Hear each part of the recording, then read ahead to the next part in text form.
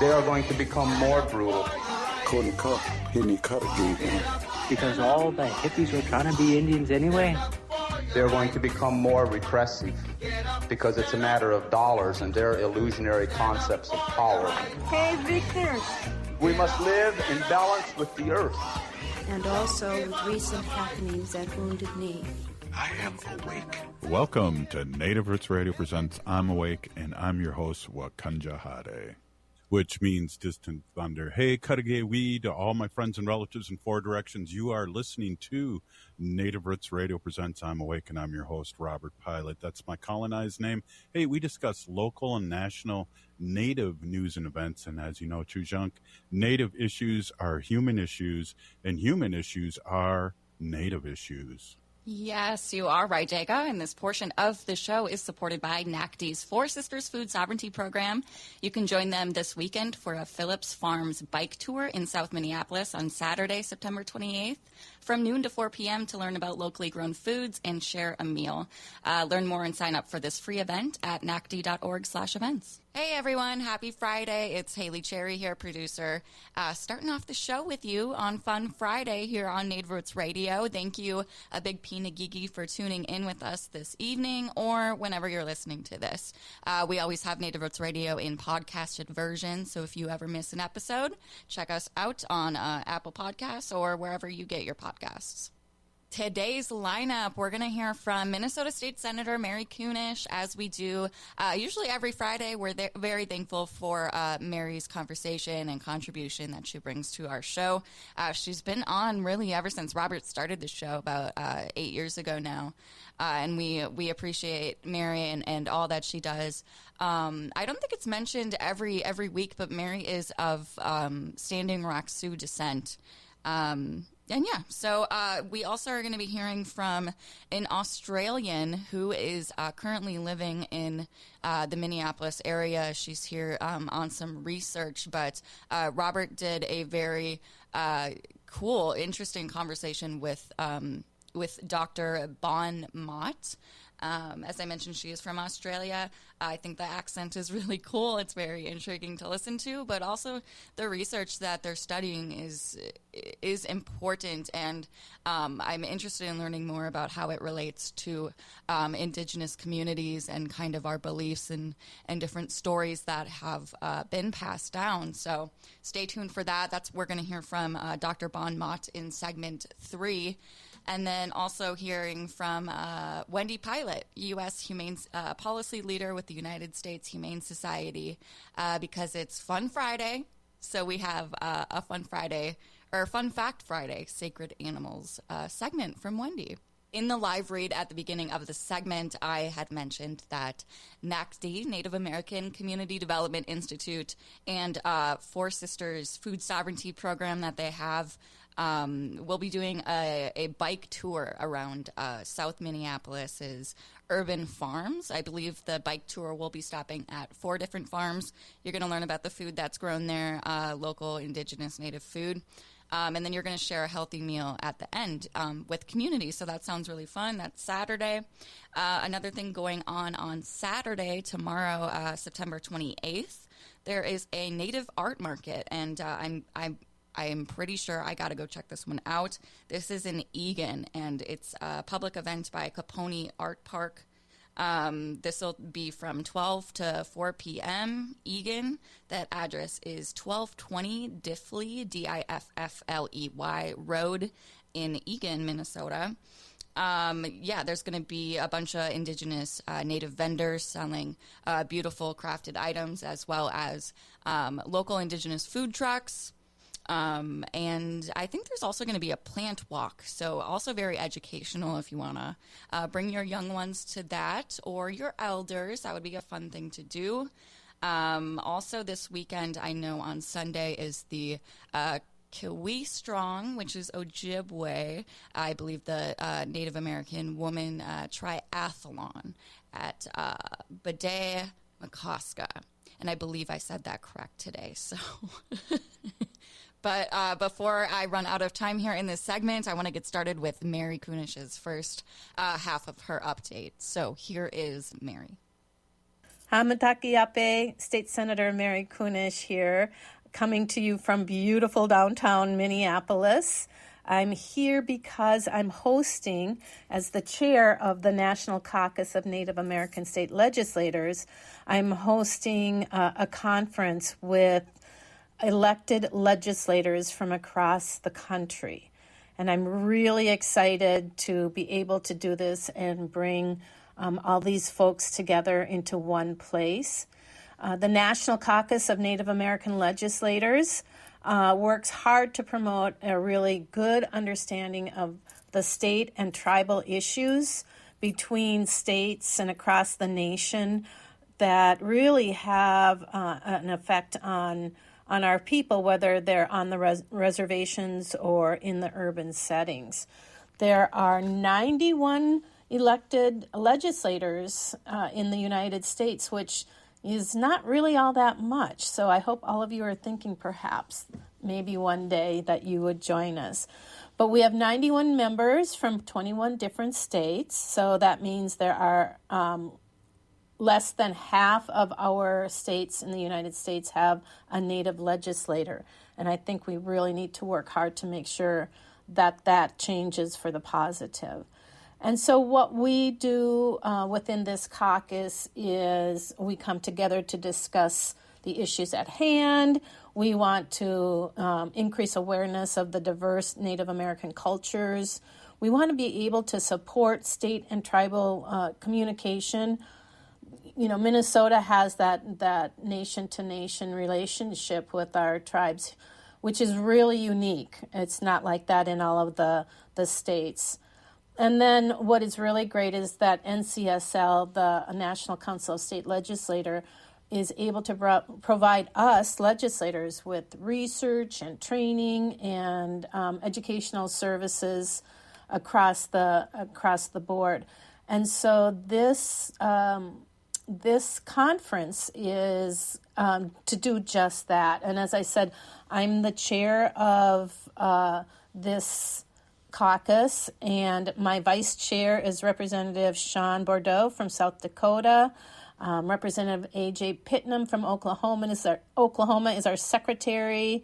Representative Micah Au from Hawaii is our treasurer, and our peacekeeper is Representative Ken Luttrell from Oklahoma. And so we'll be coming together over this weekend in downtown Minneapolis, as I said, and discussing some things that are really high on the needs of our communities, such as housing insecurity. And what I'm really excited is to really speak to that through a Native lens. And of course, we always and will probably continue to address and talk about how we can protect our Native women.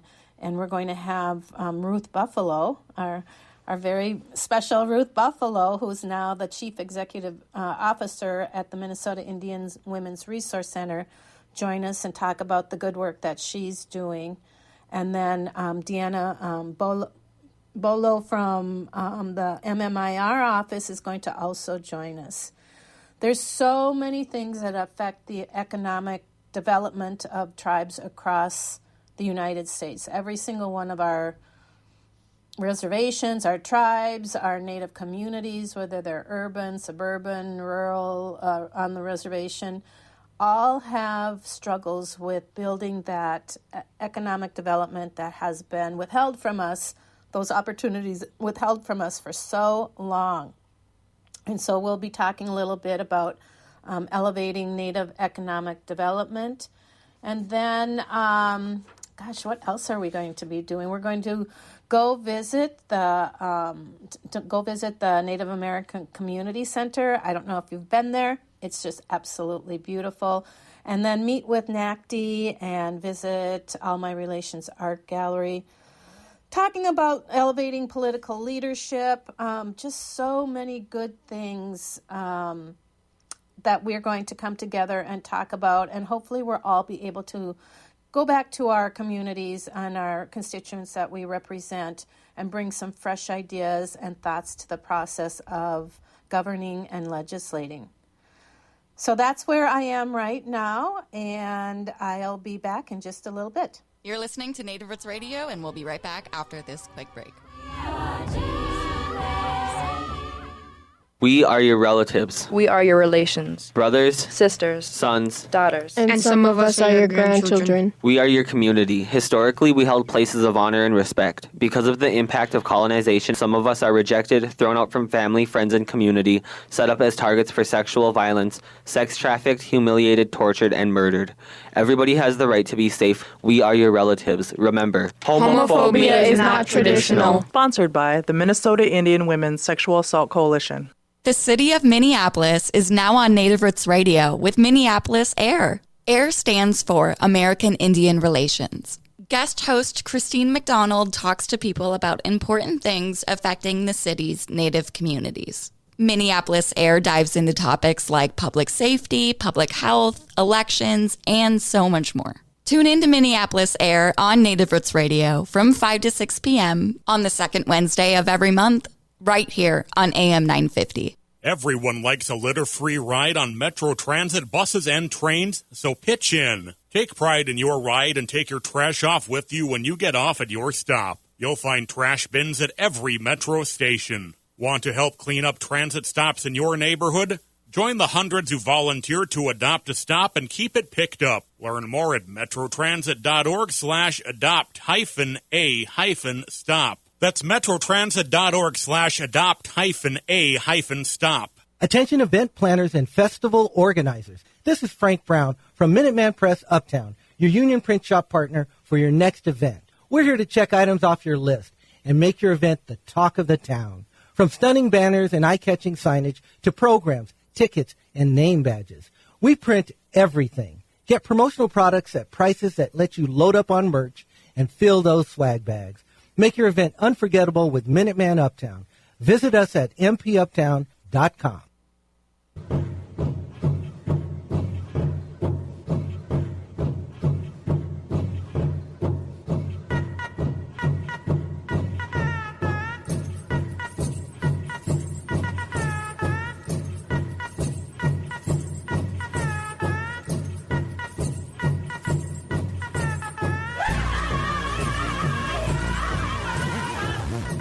Welcome back to Native Roots Radio presents I'm Awake, and this is Robert Pilot. This portion of the show is supported by Native-owned JF's Bean Factory off Randolph Avenue in St. Paul. Only the good stuff keeps us awake. Hey, thanks for tuning back in to Native Roots Radio. We're going to finish our weekly update from Minnesota State Senator Mary Kunesh. Hello, State Senator Kunesh back again. I would like to just, first of all, remind everybody that September 30th is a very important day in that it is the National Day of Remembrance for U.S. Indian boarding schools. I think there is hardly a one of us that hasn't in some way been traumatically or negatively impacted by the federal Indian boarding school policies that have really torn and caused ongoing trauma to our indigenous communities. We have the Indian Boarding School Healing Commission that is working to undo some of the harm. They are working hard to provide tribal nations in support of truth and healing, and advocate for schools to include truth about our boarding schools in the curriculum. If you go to boardingschoolhealing.org, you'll find all kinds of really important resources around ways to educate and advocate for awareness and understanding of the horror of Indian boarding schools. And so September 30th, that's this next Monday, is the National Day of Remembrance for the U.S. Indian boarding schools. And it is a day that we show solidarity by wearing orange. And so I hope that you're able to find an orange item in your closet to wear. And if people ask you, why are you wearing orange? It's not for Halloween.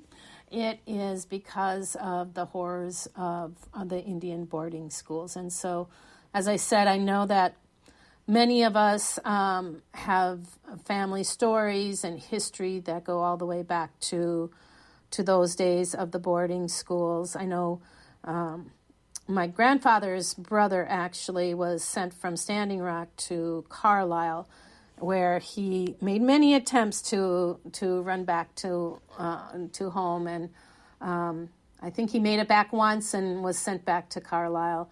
And it wasn't until after he was hopping trains to get back to home, to South Dakota, that he fell and had a leg cut off, and that's when they finally let him go home. And so to all of the families that are still here and our ancestors and relatives that have gone before us who have really suffered from the boarding school, our thoughts and our prayers go out to you, and maybe every one of us can put down a little tobacco on September 30th and smudge in remembrance of that terrible, terrible period in our U.S. history. But I also want to let you know about something else that is happening on September 30th that has a huge impact on our community, and that is that there will be a Minnesota Court of Appeals hearing in the Supreme Court chamber, at the Minnesota Capitol on Monday. There is a hearing scheduled for 9 a.m. I believe there will be a rally to acknowledge this case that starts at 8 o'clock on the steps of the Capitol. And this hearing, and I don't think we're done with challenges to ICWA or here in Indian Child Welfare Act or MIFPA, the Minnesota Indian Family Prevention Act. MIFPA is Minnesota Indian Family Preservation Act. Sorry about that. And again, this hearing is based on the fact that there are those that would say that ICWA racially discriminates against non-Native foster parents or adoptees. They're going to hear a case about a set of twins from Red Lake who went to a non-Native foster care after they were born for about 18 months, and when a family member was ready and able to return those children to the community, they brought them back to that family, and they have been thriving in that community, their community of Red Lake, and with their family members all around them. And so this case is brought forward by a couple who cared for those children for about 18 months. And, we always want to be thankful for people that are looking out for children, whether they're our kids or anybody's kids. But this couple cared for the kids for 18 months, and when the relative was ready, they were returned. And as a result, they are bringing up a case to return those two back to them, even though they have been thriving in their relatives' care. And it brings back, it reeks of the Bracken case that was settled this past, or a year ago, where attorney Fiddler brought in the fact that ICWA is actually not in the best interest of the children, and has worked hard to undermine the Indian Child Welfare Act. And of course, we worked really hard these last 2 years to improve and fortify MIFPA, the Minnesota Indian Family Preservation Act. There was a consortium of lawyers and professionals and experts and tribal members that spent, it's 2024, 23, 22, the summer of 22, working on going through the entire MIFPA statute and looking for ways to bring it up to date, support it, and fortify it. And so for the last 2 years, I carried legislation that will make sure that MIFPA is carried out to the best that we can.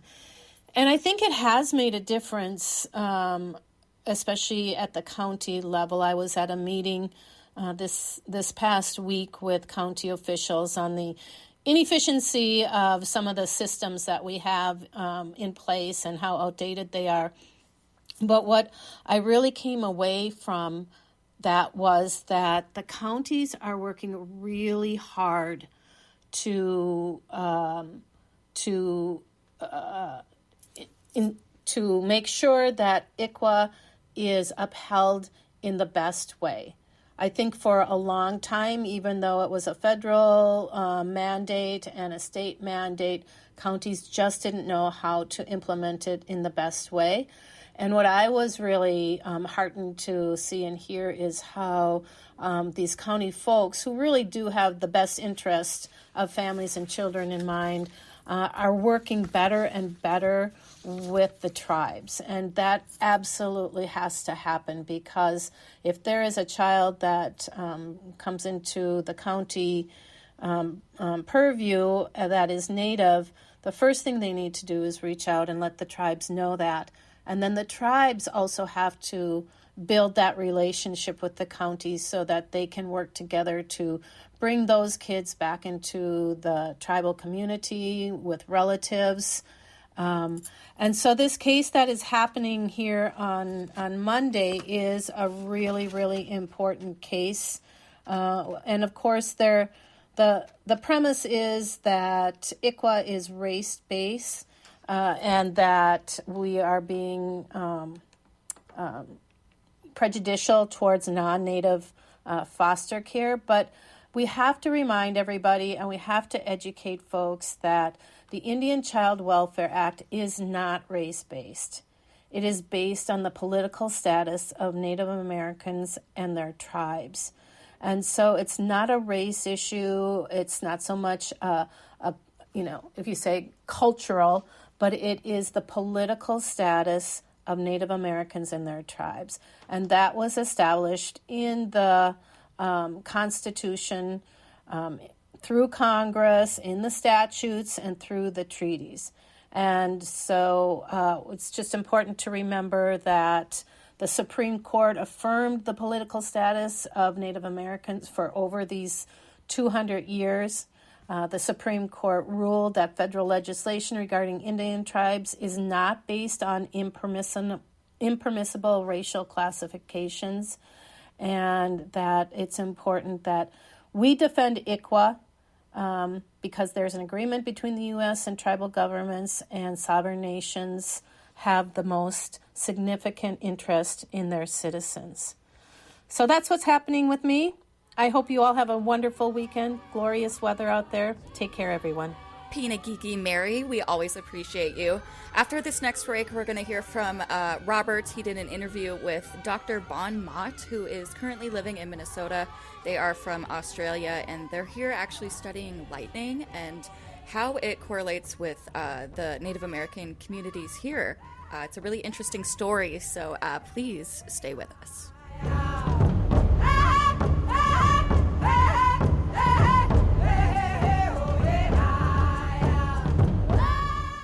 J&S Bean Factory is a Native-owned, community-supported, cozy, artsy coffee shop which offers roasted on-site beans, live music, and baked goods. Relax in the beautiful outside patio. City Pages writes, voted top 10 coffee shops. Tucked into a quiet corner of St. Paul's Highland Park neighborhood, this coffee shop roasts beans on-site from the best coffee-growing countries in the world. Located at 1518 Randolph Avenue, St. Paul. The good stuff. Minnesota has the only original wolf population in the continental United States. And 80% of Minnesotans believe the wolf should be protected. Howling for Wolves is asking Minnesotans to respect our true wildlife manager, the wolf. Their survival is critical to our ecosystems, our communities, and even our economy. As highly intelligent animals with strong social bonds, Minnesota wolves deserve to be protected and admired. Learn more at howlingforwolves.org. Let's live and let howl. Howl! Get up off the couch and come to our Vice Presidential Debate Watch Party on Tuesday, October 1st at the Park Tavern. Doors open at 6 p.m., so grab your friends and get ready to see our own Governor Tim Walz highlight how Minnesota became a progressive beacon in the Midwest while exposing all the lies of J.D. Vance. We'll kick things off with a live broadcast from 7 until 8 p.m., hosted by the one and only Matt McNeil and other AM 950 personalities like Greg Bakken, Philip Anthony, and more. Then at 8 p.m., it's game time. Watch the coach face the couch connoisseur. Join fellow progressives, AM 950 staff, and hosts for a night of seeing Governor Walz make Minnesota shine versus J.D. Vance.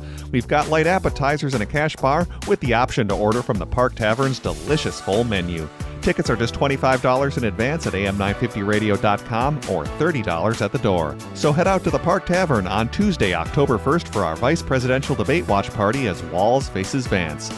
Again, tickets are at am950radio.com. If you've made the decision to level your home and build new or to renovate, hire Better Futures Minnesota to take it apart by hand. Think before you scrap. Think of the energy and greenhouse gases saved by diverting what can be reused and recycled from the landfill. Better Futures Minnesota can do it for you.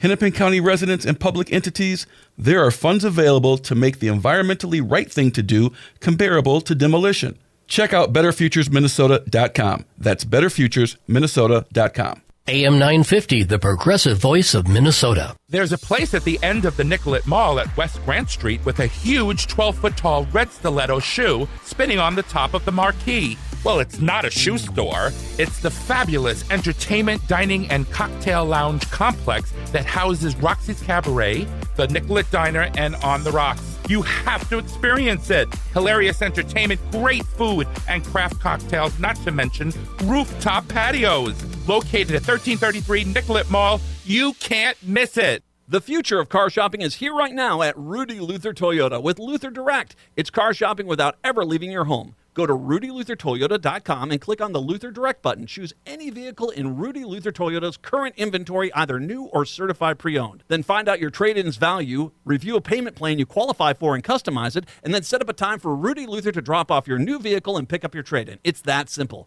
Your new vehicle without any of the hassle. Check out Luther Direct today at RudyLutherToyota.com. With a look at your AM 950 weather, I'm Patrick Lilia. Clear tonight with a low of 59, then Saturday sunshine with a high of 88.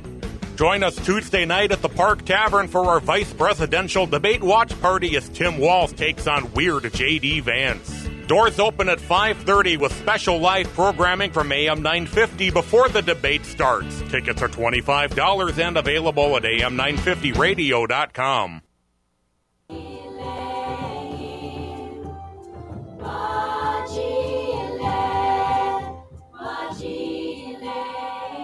Hey, welcome back to Native Roots Radio Presents I'm Awake, and I'm your host, Robert Pilot. Hey, we discuss local and national Native news and events, and here we go. I have a special guest on tonight for one segment. Doctor, do you mind introducing yourself? Sure, Robert. My name is Dr. Bon Mott, and I'm an artist, curator, researcher, consultant, and I'm here on Turtle Island in Minnesota researching the origins of lightning. Yeah, you know, I've seen your video, and it's amazing. My native name is Distant Thunder, and so it really interests me in your work, and I'm really happy to have you on and talk a little bit about that. But also, before we get into that, I want to make sure that we talk about an event that's coming up real soon. Can we do that first? Sure.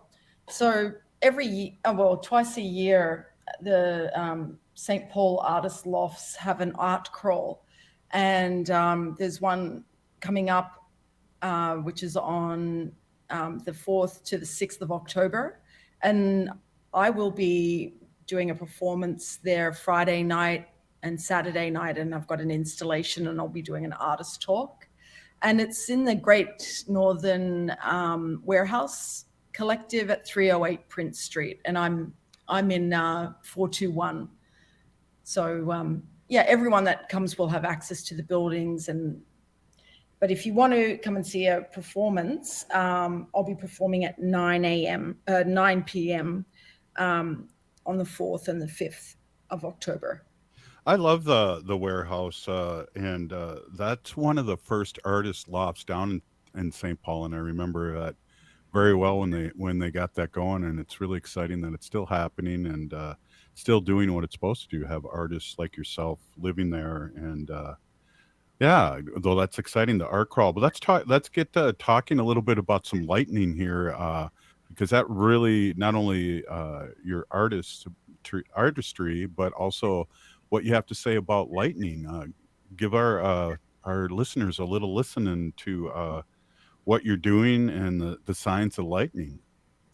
Well, firstly, going even discussing the northern lofts and that I'm here in Minnesota, I need to acknowledge that I'm on stolen land, and that's really important, especially on an Indigenous-led radio station. So thank you for having me. It's huge for me, for my career, to be interviewed by a Native American person while here.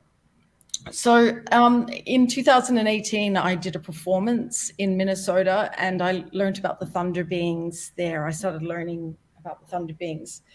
And it's there that I learned that lightning comes from the cosmos. And I always knew that lightning, its origins seem to have come from a cloud, and that's what science generally teaches us. But through people generously sharing about the thunder beings, I went on a research. I began to research the origins of lightning for 6 years, and coming up to the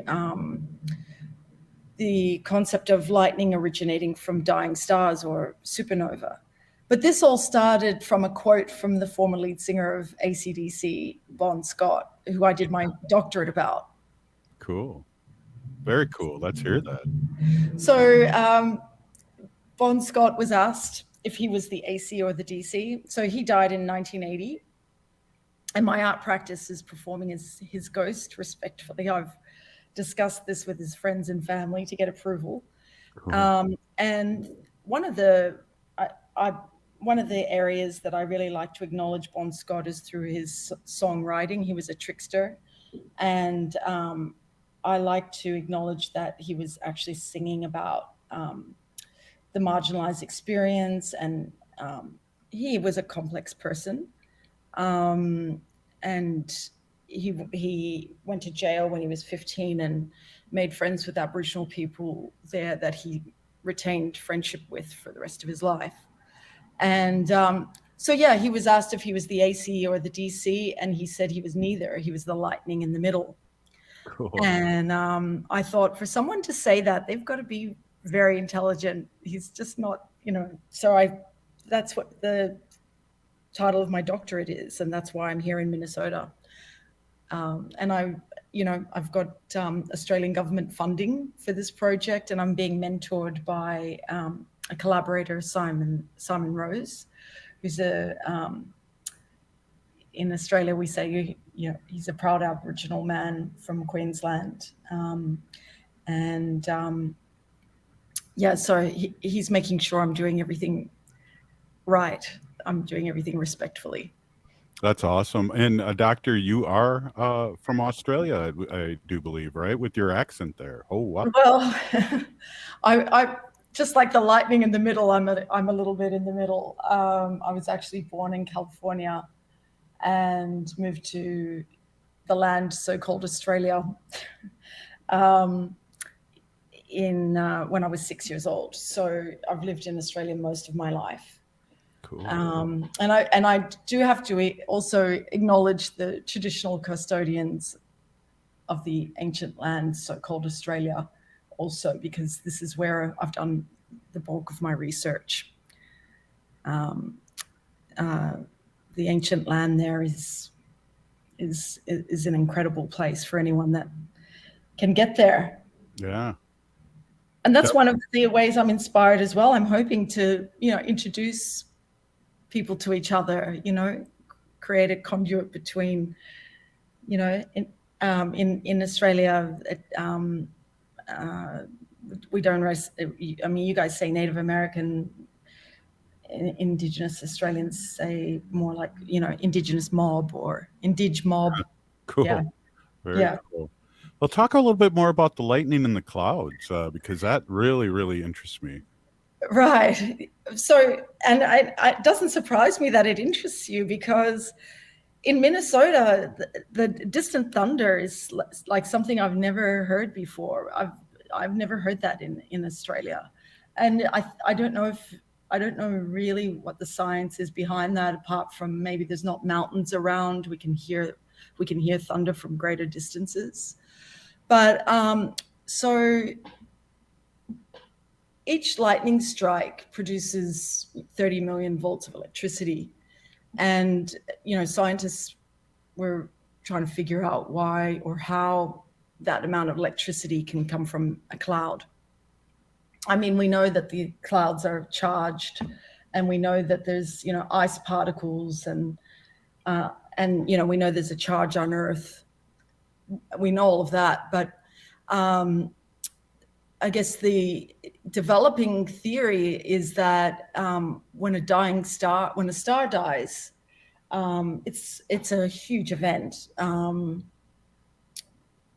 I mean, you can imagine a lot of stars are bigger than our sun, and they release all of the material from its core, including iron, including all the elements and minerals we have on Earth. And coming from the dying star are cosmic rays, and they're highly charged particles that travel almost at the speed of light. And they take around about 1 million years to reach our ozone layer. And when they reach our ozone layer, they break apart into a runaway breakdown. And when they break apart, they look like, I guess, lungs or tree branches. And then those microscopic particles connect to ice particles in clouds, which they have to be at least 3 inches long. And that creates a short circuit, and that's the lightning that we see, which also the tip of the lightning is extremely hot and is the only thing that can split apart nitrogen to form with oxygen to form nitrates, and which is called the nitrogen fixation cycle. And science knows all of this in disparate parts, but where I'm trying to create positive change is through acknowledging that Indigenous science and knowledge is extremely complex and woven. It's so layered, and through researching the origins of lightning to when it arrives on Earth, it's acknowledging that why are we separating knowledges? Why don't they all come together? And that way we can see that that we all come from the stars. Right. No, that's really cool, because a lot of Native American and I'm sure Aboriginal and other cultures talk about that we're star people, and that we do. And John Trudeau always said that we come from Earth and stars. And exactly, and that's one of the reasons why I'm researching this so much. I'm wanting to describe it from the perspective of lightning. Yeah, that's amazing. So we got about a minute left. Let's talk real quick again about the art crawl and get people down there to see your installation one more time. What's the date? And it's the Northern Warehouse Artist Collective. Right. So that St. Paul. Exactly. So the art crawl is running from Friday the 4th till Sunday the 6th. And you can come anytime to my loft, because I'll have an installation set up, which you can come and see. But also I'll be doing a performance at 9 p.m. on Friday and 9 p.m. Saturday. It'll just be a short performance. It's just to the song Jailbreak, written by Bon Scott. Cool. And then on Sunday, I'm going to be doing an artist talk at 5 p.m. So I'll be talking more about the science of lightning there. Doctor, thanks so much for being on. I'd like to get you back on again and talk deeper about the other things you do and get deep into this. I really appreciate you taking time out and talking to our audience about this fascinating theory, which I believe is true. Thank you so much, Robert. All right, have a great day. This is Native Roots Radio. We'll be right back after this short message. Everyone likes a litter-free ride on Metro Transit buses and trains, so pitch in. Take pride in your ride and take your trash off with you when you get off at your stop. You'll find trash bins at every Metro station. Want to help clean up transit stops in your neighborhood? Join the hundreds who volunteer to adopt a stop and keep it picked up. Learn more at metrotransit.org/adopt-a-stop. That's metrotransit.org/adopt-a-stop. The city of Minneapolis is now on Native Roots Radio with Minneapolis AIR. AIR stands for American Indian Relations. Guest host Christine McDonald talks to people about important things affecting the city's Native communities. Minneapolis AIR dives into topics like public safety, public health, elections, and so much more. Tune in to Minneapolis AIR on Native Roots Radio from 5 to 6 p.m. on the second Wednesday of every month, right here on AM 950. The Met Council is the governing planning agency for the Twin Cities metro region. One of our biggest responsibilities is to create a long-range plan every decade that imagines the best future for all of us. We need your help. We want to know your thoughts on the latest plan. We're calling it Imagine 2050. We'll use it as a guide to shape public policy and drive growth over the next 30 years.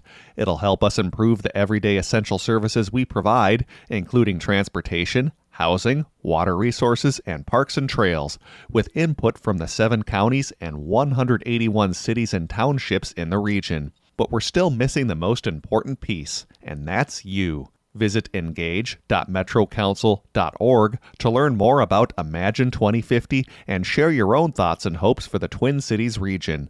Let's imagine a better, brighter future together. Engage.metrocouncil.org. That's engage.metrocouncil.org. Hi, I'm Jane Fonda, and you're listening to Native Roots Radio. And we're back to Native Roots Radio presents I'm Awake, and this is Robert Pilot. This portion of the show is supported by Howling for Wolves, protecting wolves for future generations.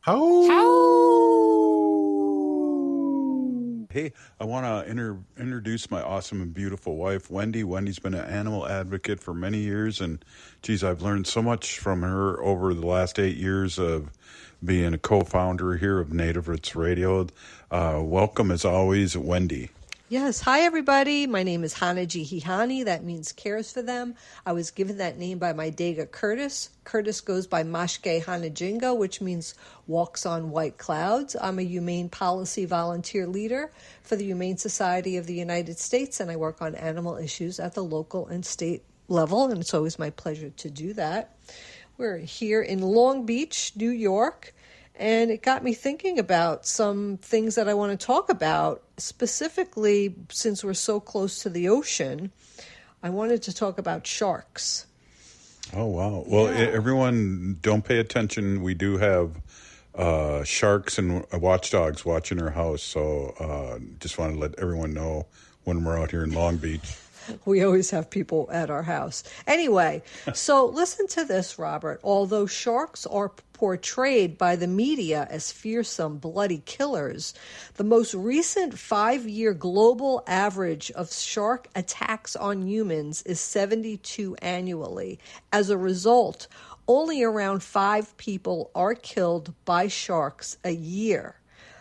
So that's the latest, 5 sharks per year. But guess how many people deer kill? Okay, deer kill 130 people annually. What is there? I guess I'm not a deer hunter, so maybe the deers are attacking the deer hunter. Okay, this list that I have doesn't actually tell you how the human is killed by these animals, but this is it. Sharks kill 5 people annually. Deer kill 130 people annually. Cows kill 22 people annually. Jellyfish kill 40 people annually. Ants kill 30 people annually. I know. We know some killer ants that I'm related to. Horses kill 20 people annually. Hippopotamuses. I didn't even know how to say that. Hippopotamuses kill 2,900 people annually. What? Yes. Is that crazy? So it really just got me thinking about that. And here's the thing. How many sharks are killed each year that we kill, humans? Humans kill an estimated 100 million sharks every year. That's an average of almost 274,000 sharks every day, over 11,000 sharks every hour, and around 3 sharks every second. One way people kill sharks is through shark finning. So they hunt the sharks, they just cut up their fins, they throw the alive shark back in the ocean to drown. It's like a Chinese delicacy. Yes, and they take the fin and they make shark fin soup out of it, which is supposed to, have some medical whatever in their minds. They have some type of medical or aphrodisiac or something in their mind. I didn't know that many. But do you want to know the thing on Earth that kills the most humans per year? Yeah. Do you have any idea? Would it be humans? That's a really good guess. Mosquitoes. Oh. Mosquitoes cause more human suffering than any other organism. Over 1 million people worldwide die from mosquito-borne diseases every year. Isn't that something? I believe that when you think about it, but I'm still upset about all these sharks being killed. I know. So, they have Shark Week on TV, specials. I've never watched it, but people are really afraid of sharks, and it really is the other way around. It's almost like the big bad wolf thing with our wolves. It is, and like this article said, they're portrayed, right? Mm-hmm. They're portrayed by the media and movies as fearsome and bloody killers. But honestly, you don't want to see anybody die in a year, but only 5 people a year die. Geez, a cow kills 22 people. They probably deserve it, too. Probably, right? Because cows are very gentle. Right. Unless they do, people do cow tipping. Oh, yeah. Do you hear about that? Oh, yeah. That's the old thing where you get drunk and... You knock over cows. And then they can't get up. They can't get up. Well, that's just a terrible thing anyway. I had no idea about hippopotamuses either. 2,900 people annually. And ants, I could see that. But mosquitoes, that's it. That's our... And we have to stop killing all these sharks. They're part of the ecosystem in the ocean, right? They need to kill other fish in order to keep the oceanic system in the ocean. Yeah. It's too much. It is. Anyway, should I tell you now a couple of funny things? Yeah. Okay. I've been collecting those little memes. Yeah. Okay, so here's a meme. This is a cat having a party at his house, and he's inviting a bunch of other cats. And on a sign for the party, it says party, BYOB. That means when we go to a party, it means bring your own booze. Mm-hmm. But this is bring your own box, so that cats could sit in the box. Oh, so all the cats are at the party, and they're all sitting in a box. Yeah. Isn't that cute? They could be in a bag, too, but I get it. Here's a kangaroo with a baby kangaroo in the pouch, and the baby says, "There's plenty of room in here for a puppy." Isn't that cute? Yeah. Here's one. I don't really like to sing these, but I will. Here's a cat singing, playing the piano and singing at a concert, and he's singing, "When I find myself in times of trouble, like when I scratch a brand new chair, I think of words of wisdom. I don't care." God. I know, that was pretty bad. I should have practiced that one. I don't have a good singing voice at all, but I do sing way too much for someone who can't sing. I'll just say that. All right. Small dog support group. Small dog support I've seen group. this one. All right, maybe I've said this one. Okay, No, I've seen it. One dog says, I'm not a yappy dog. The other dog says, we can be yappy, but it's not who we are. And then another dog says, this harness I'm wearing was made for a cat. And then the last dog says, I'm so sorry, Spencer. Isn't that cute? Oh, here's one. Speaking of sharks, here's a shark taking a picture of a human being in the ocean. And the person says, what are you doing? And the shark says, I'm taking a picture of my meal and putting it on Facebook. But we already know that it's only 5 humans. I mean, they do hurt people. Like, would they say 70-something people per year get hurt by sharks? Mm-hmm. I mean, just be careful swimming. Make sure, you're swimming where there's a lifeguard on duty who could, keep an eye out on for sharks and dangerous things. I mean, here in this month now, in October, when we go down to the beach, we're going to see jellyfish. That's the time of year that jellyfish come.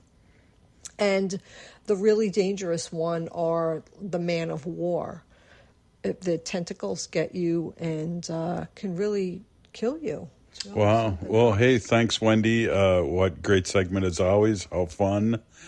Great information about the sharks. Hey, we're still here. We are the 7th generation. This has been Native Roots Radio. Free Leonard Peltier.